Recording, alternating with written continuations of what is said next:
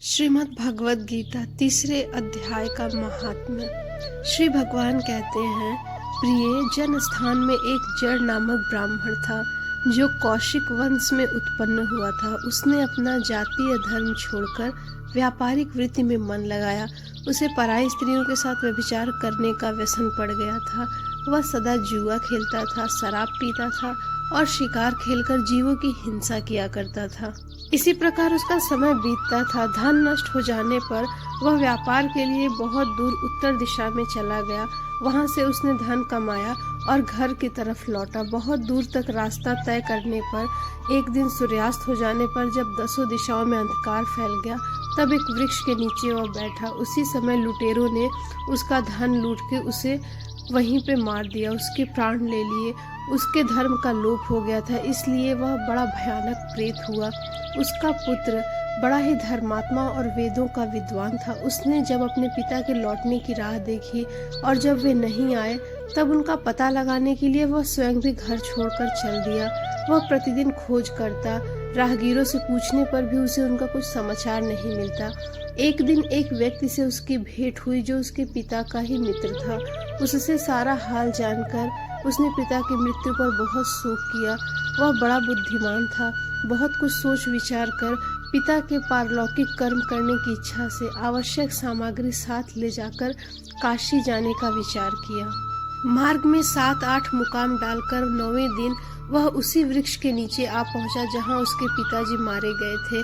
उस स्थान पर उसने संध्या वंदन किया और गीता के तीसरे अध्याय का पाठ किया। उसी समय आकाश में बड़ी भयानक आवाज हुई। उसने पिता को भयंकर आकार प्रेत योनि में देखा। फिर तुरंत ही उसने अपने सामने आकाश में अपने पिता को एक सुंदर विमान पे चढ़ते देखा जो तेज से व्याप्त था। उसमें अनेक घंटियां लगी थी जिसके तेज से समस्त दिशाएं अलौकित हो रही थी। यह दृश्य देखकर उसके चित्त की व्याग्रता दूर हो गई। उसने विमान पर अपने पिता को दिव्य रूप धारण किए हुए विराजमान देखा। उस बालक ने अपने पिता को प्रणाम किया।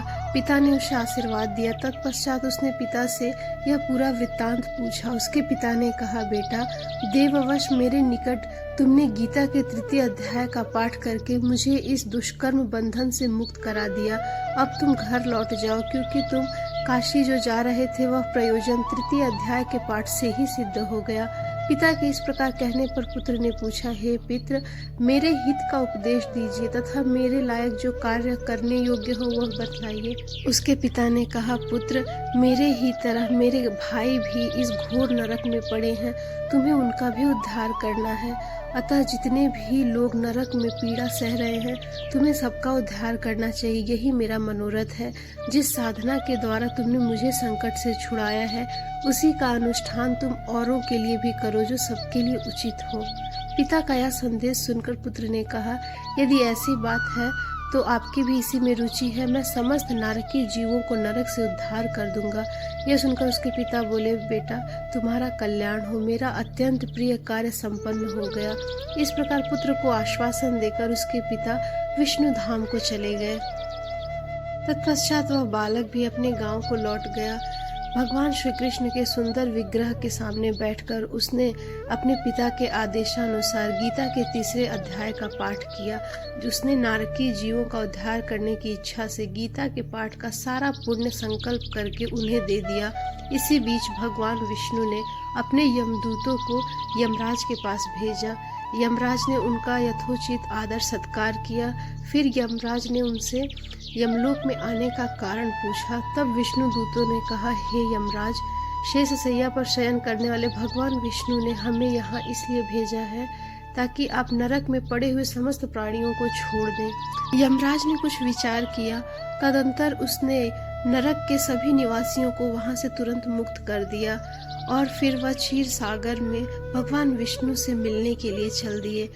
यमराज जी जब बैकुंठ धाम पहुंचे तब उन्होंने श्री हरि के दर्शन किए, जहां पर अनेक ऋषिगण भी भगवान की स्तुति कर रहे थे। निश्चल प्रतीत देवराज इंद्र अपने विरोधियों को परास्त करने के उद्देश्य से भगवान की स्तुति कर रहे थे। ब्रह्मा जी भी अपने मुख से वेदांत वाक्य मूर्तिमान भगवान के गुणों का गान कर रहे थे। उन सबको एक ही साथ भगवान श्रीहरि कृपा की दृष्टि से निहार रहे थे। तब यमराज जी ने भी भगवान श्री हरि की स्तुति की और बड़े विनम्रता पूर्वक उन्होंने कहा, हे परमेश्वर, आपका अंतःकरण अत्यंत निर्मल है, आपके मुख से ही वेदों का प्रादुर्भाव हुआ है।